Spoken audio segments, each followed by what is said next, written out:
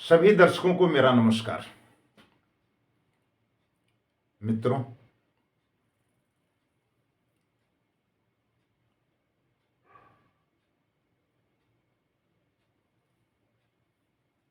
लोगों ने ऐसा समझ रखा है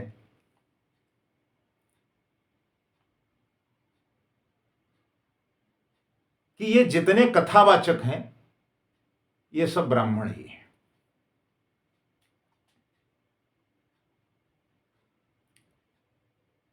मैं 100% आपको गारंटी के साथ कह सकता हूं कि ये जितने कथावाचक हैं या ये जितने कथा करने के व्यापारी हैं, इसमें से अधिकांश ब्राह्मण नहीं है।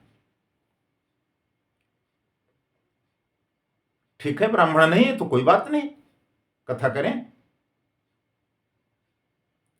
भगवत भजन करने का सबको अधिकार है, लेकिन व्यासपीठ से, व्यास गद्दी से कथावाचक की उपाधि लेकर के, गुरु की उपाधि लेकर के, व्यास महाराज की उपाधि लेकर के जो आप करते हैं, उसके लिए तो फिर ब्राह्मण समुदाय ही जिम्मेदार हो जाता है। तो बेहतर यह होगा कि आप अपने नाम के आगे अपनी जाति भी लिखें, तो जो ब्राह्मणों के ऊपर आरोप लग रहे हैं, कम से कम ब्राह्मण उस आरोप से तो बच सकें। क्योंकि जो पूर्व की परंपरा रही है उसमें ब्राह्मण ही कथावाचक होते थे और ब्राह्मण ही व्यासपीठ पर बैठते थे। तब यह आपत्ति थी कि साहब ब्राह्मण हमको व्यासपीठ पर बैठने नहीं देते, हमको कथा कहने नहीं देते, ये हमको अधिकार से वंचित रखे हुए हैं। अब अगर आपको स्वयं ये अधिकार प्राप्त हो गया है कि आप कथावाचक हो, आप रामायण कह रहे हो या आप गीता कह रहे हो या आप उपनिषद कह रहे हो या जो कुछ भी आप कह रहे हो, धर्म के नाम पर आप जो कुछ भी अपना व्यापार चला रहे हो, तो वो कम से कम आप अपनी जात बता दोगे तो जो ब्राह्मण संप्रदाय के लोग हैं उनकी मर्यादा तो बच जाएगी कि ये जो काम हो रहा है ये ब्राह्मणों के द्वारा नहीं किया जा रहा है, ये विभिन्न प्रकार के समुदाय के द्वारा किया जा रहा है। दूसरी बात, ये पुरुषचरण के समय क्लीन शेप वाले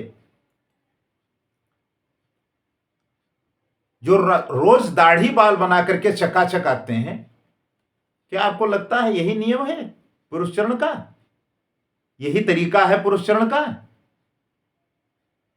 पुरुषचरण समय न छोर का रेम गुरियात।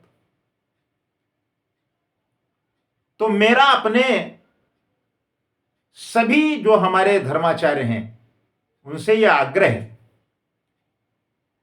और हमारे जो जगत गुरु हैं उनसे भी यह आग्रह है, जो हमारे धर्म के पीठाधीश्वर हैं, शंकराचार्य जी महाराज हैं, उनसे भी यह आग्रह है कि कम से कम वो अपने तरफ से एक इस तरीके का संदेश दें समाज को, और यह सुनिश्चित कराएं कि जो लोग व्यासपीठ से बैठ करके कथा आज कह रहे हैं, ये किस संप्रदाय से हैं, किस जाति से हैं, और इनका जो सिस्टम है ये क्या सिस्टम है, किस तरीके से ये सब काम धाम कर रहे हैं। तो इस पर भी, और मनमाने ढंग की कथा है। पूरी कथा के दौरान कोई भी ऐसा श्लोक जो धर्मसम्मत हो, मनगढ़ंत जो मर्जी आए वो कहने लगो। और जब समाज हमको गुरु की उपाधि देते हैं, समाज के लोग हमको व्यासपीठ पर बैठाल करके जब हमारा वंदन करते हैं, तो मेरे द्वारा कही गई बात उनके लिए उदाहरण प्रस्तुत करती है। तो अनर्गल बात करने का कोई औचित्य क्या है? कथा के माध्यम से तो ऐसी ऐसी बातें आ रही हैं जिनके ऊपर तो विश्वास करना ही मुश्किल हो रहा है। आखिर आप लोग समाज को कौन सा संदेश देना चाहते हैं? कृपा करके आप व्यासपीठ पर बैठते हैं, आप अपना नाम लिखाते हैं, उसके आगे अपना शर्मा और जो कुछ भी आपका हो जाति, उसको आप निश्चित रूप से डालें, अन्यथा आपके विरुद्ध एक अभियान चला करके इस पर रोक लगाई जाएगी। और अगर विरोध युद्ध स्तर पर किया जाएगा तो फिर आपके लिए बहुत दिक्कत पैदा हो जाएगी। क्योंकि इस बात को लेकर के बड़ी संशय की स्थिति बनी हुई है, इसलिए यह बात हम लोगों को कहनी पड़ रही है। आप इस पर विचार करें और निश्चित रूप से आप अपने नाम के आगे अपनी जाति का उल्लेख करें तो बहुत अच्छा रहेगा। आपके लिए भी हितकर है, समाज के लिए भी हितकर है और हमारे ब्राह्मण समाज के लिए भी हितकर है। नहीं तो हर तरफ से निशाने पर केवल ब्राह्मण रहता है। तो इसलिए आप ये हमारा निवेदन भी है, आग्रह भी है, और आप ऐसा करेंगे ऐसा मुझे विश्वास भी है। इसलिए आप इसका अगर पालन करने लगेंगे तो कम से कम ब्राह्मण समाज की मर्यादा बच जाएगी। नमस्कार।